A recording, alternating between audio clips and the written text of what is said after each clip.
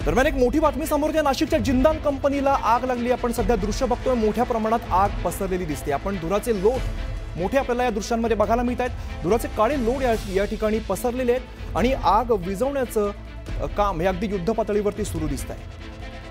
आपण बघतोय आतमध्ये असलेल्या नागरिकांना आणि या ठिकाणी असलेल्या कर्मचाऱ्यांना आतमधून आता सुरक्षित स्थळी जे आहे ते हलवलं जात आहे। आपण हे सगळं दृश्य बघतोय, काही अधिकारी आहे कंपनीचे, ते यावर बोलत नाहीये। क्या बोला है, क्या रिस्क के अंदर? पुलिस नहीं दिख रही आपको? नहीं नहीं, क्या हुआ है अंदर?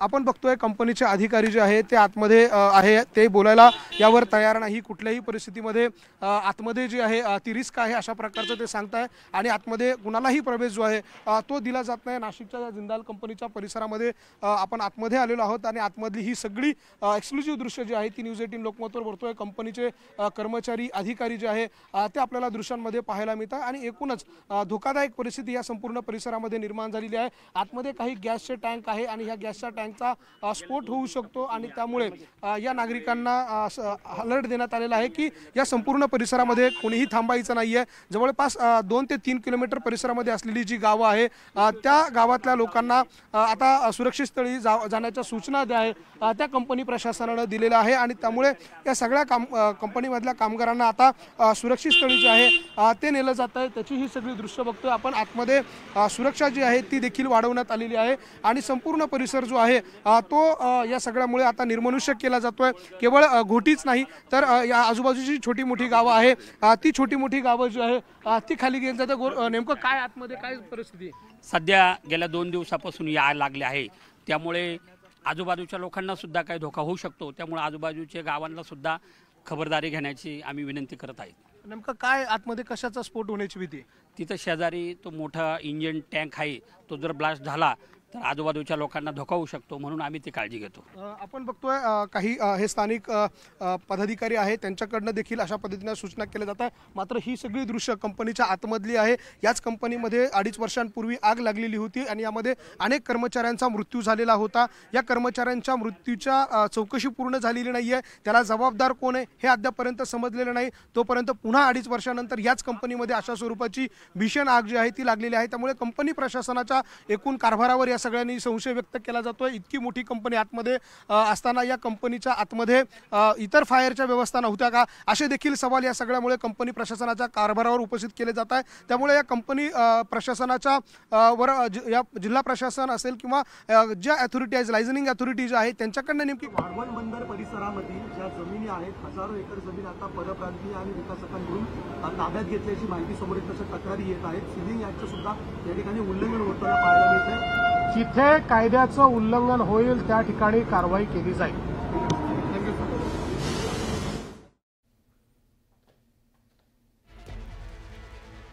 तर आपण बघितलं मुख्यमंत्री देवेंद्र फडणवीस बोलत होते। सध्या आपण दृश्य बघतो, वैष्णवीचं बाळ आपल्याला दृश्यांमध्ये बघायला मिळते। हगवणे प्रकरणाशी संबंध नाही अशा प्रकारचं वक्तव्य सुद्धा अजित पवारांनी केलेलं आहे। दरम्यान या संदर्भात अनेक घडामोडी आपल्याला घडताना दिसत आहेत।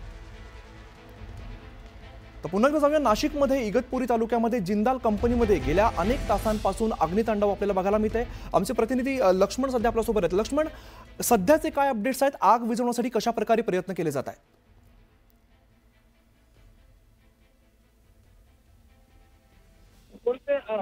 कैमरे के समय है ना, लोगों को यहाँ से सुरक्षित वही दिखाने के लिए आप इधर बोलोगे 10 लोगों को तो वो 10 लोगों। लक्ष्मण, माझा आवाज पोहोचतो तुमच्यापर्यंत?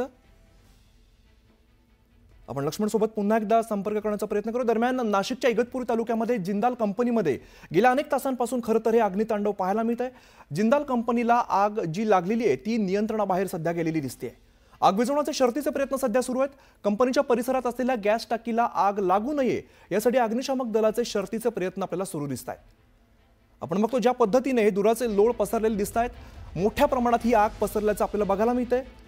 जर या गॅस टाकीचा स्फोट झाला तर 15 किलोमीटरचा परिसर उद्ध्वस्त होऊ शकतो। त्यामुळे आजूबाजूची गावं रिकामी करण्यास सुरुवात झालेली आहे आणि परिसरातील ज्या इतर कंपनी आहेत त्यातल्या कामगारांना सुद्धा सुरक्षित ठिकाणी हलवण्याच्या सूचना देण्यात आलेल्या आहेत। गरज पडल्यास नाशिक मुंबई महामार्ग बंद केला जाणार अशी सुद्धा माहिती सध्या समोर येते। नाशिकमधली आपण दृश्य बघतो, जिंदाल कंपनीमध्ये ही भीषण आग लागलेली आहे। खरं तर अग्नितांडव या ठिकाणी आपल्याला बघायला मिळत आहे।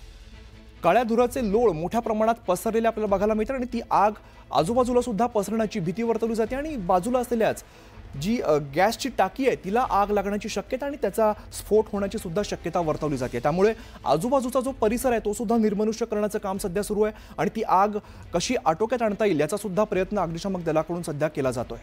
दरम्यान गरज पडल्यास नाशिक मुंबई महामार्ग जो आहे तो सुद्धा बंद केला जाणार असं सांगितलं जात आहे।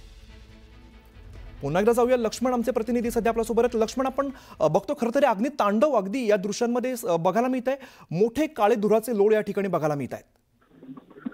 आपण बघतोय कंपनीच्या आतमध्ये अद्याप देखील आग जी आहे ती भडकलेली आहे। आजूबाजूच्या परिसरातील नागरिकांना सुरक्षित स्थळी हलवण्याच्या सूचना ज्या आहे त्या प्रशासनाच्या वतीनं देण्यात आलेल्या आहे। जिंदाल कंपनीचा हा संपूर्ण परिसर आहे। काही वेळापूर्वी या संपूर्ण परिसरामध्ये मोठ्या प्रमाणात नागरिकांची गर्दी होती, आतमध्ये अनेक कामगार होते। या सगळ्या कामगारांना आता सुरक्षित स्थळी हलवण्याच्या सूचना देण्यात आलेल्या आहेत। आपण या कंपनीच्या आजूबाजूचा हा सगळा परिसर बघू शकतो। आतमध्ये असलेली ही सगळी छोटे मोठे हॉटेल दुकानं जे आहे ते आता या ठिकाणी बंद करण्यात आलेले आहे। या सगळ्या नागरिकांना या परिसरातून काढण्यात आलेला आहे। संपूर्ण परिसर जो आहे तो निर्मनुष्य करण्यात आलेला आहे। इतकंच नाही तर या कंपनीच्या मागच्या बाजूला आणि आजूबाजूच्या 3 किलोमीटरच्या परिसरामध्ये जी गावं आहे या गावांना देखील धोका जो आहे तो या स्फोटामुळे निर्माण होऊ शकतो। ही जी आग आपल्याला आम्ही दृश्यांमध्ये दिसतीये त्या आगीच्या अगदी मागच्या बाजूला काही गॅसचे टँक आतमध्ये कंपनीच्या आतमध्ये आहे आणि हे गॅसचे टँक आतमध्ये असल्याने त्या गॅसच्या टँक पर्यंत ही आग जर गेली आणि त्याचा जर कदाचित स्फोट झाला तर संपूर्ण 3 किलोमीटरचा परिसर जो आहे तो यामुळे बाधित होऊ शकतो। या 3 किलोमीटरच्या परिसरातल्या नागरिकांना धोका निर्माण होऊ शकतो। अशा पद्धतीची परिस्थिती जी आहे ती या संपूर्ण परिसरामध्ये निर्माण झालेली आहे आणि म्हणून आता हे सगळ्या लोकांना बाहेर काढलं जातं। हे साहित्य आपण बघतोय या कामगारांचं अशा पद्धतीने आतमध्ये असलेले जे गाड्या असतील जी वाहनं असतील त्याच्या माध्यमातून या लोकांना या ठिकाणून सुरक्षित स्थळी जे आहे ते हलवलं जात आहे। काही वेळापूर्वी या ठिकाणी प्रचंड गर्दी होती, मात्र हे सगळे हॉटेल्स आपण दृश्यांमध्ये बघतोय कंपनीच्या समोर बाजूला आणि नाशिक मुंबई हायवेवर असलेली ही जी महामार्गावर लगत असलेली हे जे हॉटेल्स आहे ते देखील बंद करण्यात आलेलं आहे। या परिसरातल्या नागरिकांना देखील सुरक्षित स्थळी आम्ही हलवण्यात आलेलं आहे आणि या ठिकाणी कोणीही थांबू नये अशा प्रकारच्या सूचना आता प्रशासनाला अगदी लक्ष्मण, आम्हाला हे सुद्धा सगळ्यांना प्रेक्षकांना सांगा की नक्की हा परिसर कसा आहे, त्याच्या आजूबाजूला काय आहे, आग अजून पसरण्याची यामध्ये शक्यता आहे का? अमित, अगदी आग जी आहे ती मंगळवारी मध्यरात्री 12 वाजता लागलेली होती आणि तेव्हापासून ही आग जी आहे ती सुरूच आहे। ही आग विझलेली नाही। तब्बल 300 बंब जे आहे अग्निशमन दलाचे त्यांच्याकडून आग विझवण्याचा प्रयत्न झाला, मात्र आग जी आहे ती विझलेली नाही। आपण परिसर मी तुम्हाला जसं अमित तुम्ही म्हणालात तसा परिसर आपण दृश्यांमध्ये बघतो। ही समोर धुराचे जे लोट आपल्याला पाहायला मिळत आहे ती कंपनी आहे, तो हा संपूर्ण कंपनीचा परिसर आहे। जवळपास 40 ते 35 एकर मध्ये ही सर्व कंपनी आहे आणि या कंपनीचा हा संपूर्ण परिसर आहे आणि त्याच्या आजूबाजूला काही शाळा आहे, काही छोटी मोठी गावं आहे, काही वाड्या वस्त्या आहे आणि नाशिक मुंबई महामार्ग आम्ही तुम्हाला पुन्हा दाखवेल। माझ्या मागच्या बाजूला हा आपण ज्या रोडवरती आता उभा आहोत त्या रोड पासून अगदी 100 मीटर अंतरावरती नाशिक मुंबई महामार्ग आहे आणि तो नाशिक मुंबई महामार्ग देखील जर परिस्थिती अजून आता बाहेर गेली तर मात्र तो नाशिक मुंबई महामार्ग जो आहे तो देखील बंद करण्याच्या सूचना प्रशासनाच्या असणार आहे। पुन्हा एकदा हे आगीचे लोट जे आहे ते आपण बघू शकतो। याचं कारण असं आहे की आता जो हवेची जी दिशा आहे ती पश्चिमेकडे आहे। जर कदाचित हवेची दिशा पूर्वेकडे वळाली तर ती आग जी आहे ती पूर्वेच्या दिशेला अर्थात त्या गॅसचे टँक ज्या भागामध्ये आहे ते देखील आपल्याला या कोपऱ्यावरनं दिसू शकतं। आपले व्हिडिओ जर्नलिस्ट हेमंत बागुल हे आपल्याला या गॅसच्या टँकचे काही दृश्य दाखवतील। हे टँक जे आपल्याला आम्ही दृश्यांमध्ये दिसत आहे तिथपर्यंत आग येऊ नये यासाठी प्रशासनाचे प्रयत्न सुरू आहे। जर कदाचित आग या टँक पर्यंत आली तर एक भीषण स्फोट या परिसरात होऊ शकतो आणि जवळपास 15 किलोमीटरचा परिसर जो आहे तो बाधित होऊ शकतो, तर 3 किलोमीटरचा जो परिसर आहे तो मात्र यामध्ये पूर्णतः उद्ध्वस्त होऊ शकतो। त्यामुळे 3 किलोमीटरच्या परिसरातील नागरिकांना सुरुवातीला या ठिकाणून हलवलं जात आहे, तर 15 किलोमीटरच्या परिसरामध्ये असलेल्या नागरिकांना या ठिकाणी न थांबण्याच्या सूचना ज्या आहेत त्या देण्यात आलेल्या। आजूबाजूच्या कंपनीतल्या कामगारांना देखील आता या ठिकाणून काढण्यात आलेला आहे। मिळेल त्या वाहनातून त्यांना बसून पाठवून दिले जाते। त्यामुळे एकूण जर इगतपुरी आणि घोटीचा हा जो संपूर्ण जिंदाल कंपनीचा परिसर आहे तो आता निर्मनुष्य केला जातोय। पुढचे 3 ते 4 तास जे आहे ते या परिसरामध्ये प्रचंड रिस्क असणार आहे आणि हा रिस्कचा जो काळ आहे तो निभावून नेण्याचं एक मोठं आव्हान प्रशासनाच्या समोर असणार आहे। केवळ नाशिकच नाही नाही तर पालघर, ठाणे आणि मालेगाव या भागातले देखील अग्निशमन दलाचे बंब जे आहेत ते आता घटनास्थळाकडे रवाना करण्यात आलेले आहे। कालपासून हे सगळे अग्निशमन दलाचे अधिकारी जीवाची पर्वा न करता या ठिकाणी ही आग विझवण्याचा प्रयत्न करतात। मात्र खासगीमध्ये काही अधिकाऱ्यांनी असं सांगितलं की ही आग जी आहे ती आमच्या 36-30 वर्षाच्या सर्व्हिसच्या काळामध्ये आम्ही अशी आग बघितली नाही का जी अनियंत्रित आहे, अनकंट्रोलेबल आहे। त्यामुळे ही आग जी आहे ती चॅलेंजिंग आहे। आतमध्ये केमिकल्स मोठ्या प्रमाणात आहे, जे प्लास्टिक पिशव्या आणि प्लास्टिकचे जे प्रोडक्ट आहेत ते बनवण्यासाठी जो रॉ मटेरियल लागतो, जो कच्चा माल लागतो तो पूर्णतः त्या केमिकलचा आहे, प्लास्टिक केमिकलचा आहे आणि त्यामुळे या ठिकाणी ही जी आग आहे ती नियंत्रणात येत नाहीये। कारण आग जिथे आग पेटतीये त्या स्पॉटपर्यंत अग्निशमन दलाच्या जवानांना जाता येत नाही, कारण धुराचं प्रमाण जास्त आहे आणि जर अशा धुरामध्ये जर कर्मचारी गेले तर त्यांना गुदमरून जीवाला धोका निर्माण होऊ शकतो। त्यामुळे दुरून हे सगळे फायर जे आहे ते ही आग विझवण्याचा प्रयत्न करतायत। त्यामुळे ही आग जी आहे ती कंट्रोलमध्ये नियंत्रणात येत नाही। मात्र ज्या ठिकाणी हे गॅसचे टँक आहे, गॅसचा परिसर आहे त्या ठिकाणी मात्र धोका निर्माण होतोय। आपण हे कर्मचारी आपण बघतोय आतमधले, या सगळ्यांना आता बाहेर जाण्याच्या सूचना ज्या आहे त्या देण्यात। क्या बताया गया सर आपको, क्या बताया गया? बाहेर चलो ऐसा बता। आपण बघतो की या परिसरामध्येच्या बाहेर जाण्याच्या आम्हाला सूचना देण्यात आल्याचं ते सांगताय आणि या परिसरात थांबू नका अशा पद्धतीच्या सूचना ज्या आहेत त्या देण्यात आलेल्या आहेत। त्यामुळे हा संपूर्ण परिसर आम्ही प्रचंड धोकादायक आहे पुढचे काही तास आणि त्यामुळे हा संपूर्ण परिसर निर्मनुष्य करणं हे एक आव्हान मोठं प्रशासनाच्या समोर असणार आहे। लक्ष्मण, खरं अगदी निर्मनुष्य करणं अतिशय कठीण दिसतंय कारण हा एरियाच तसा दिसतोय। लक्ष्मण, मला एक सांगा की ज्या पद्धतीने ही आग पसरली, मंगळवारपासून ही आग सुरू आहे, ही नेमकी आग लागली कशामुळे किंवा कंपनी संदर्भात काही अधिकृत वक्तव्य या संदर्भात आलंय का? अमित, नाशिकच्या घोटी आणि इगतपुरी परिसरामध्ये ही जिंदाल कंपनी आहे आणि ह्या जिंदाल कंपनीमध्ये मंगळवारी मध्यरात्रीच्या सुमारास ही आग लागली।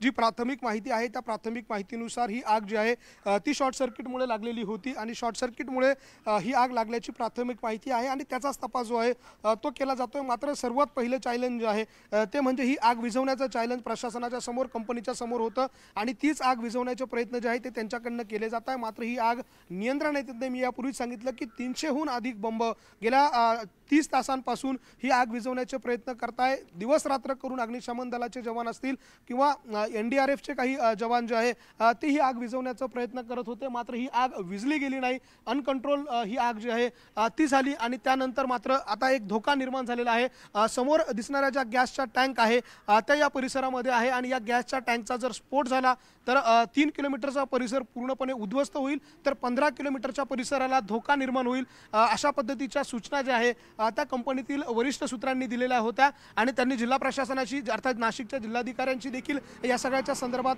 चर्चा केली। जिल्हाधिकाऱ्यांना देखील याबाबत कल्पना दिली। त्यानंतर जिल्हाधिकाऱ्यांनी महाराष्ट्र राज्याचे मुख्यमंत्री देवेंद्र फडणवीस यांच्याशी देखील या सगळ्याच्या संदर्भात चर्चा केली। इतर काही मदत या सगळ्या परिसरामध्ये ही आग विझवण्यासाठी आणि या गॅसचा टँक वाचवण्यासाठी। लक्ष्मण, काही काळ मी तुम्हाला थांबवतो कारण प्रदीप बोरसे अग्निशमक अधिकारी सध्या आपल्या सोबत, त्यांच्याशी बोलूया।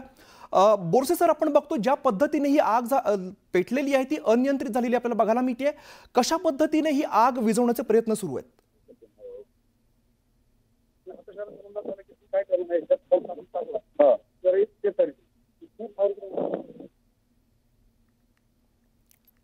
बोरसे सर, माझा आवाज पोहोचतो तुमच्यापर्यंत? ही जी आग लागलेली अतिशय अनियंत्रित आग आपल्याला बघायला मिळते, कशा पद्धतीने ही आग विझवण्याचं काम सध्या सुरू आहे?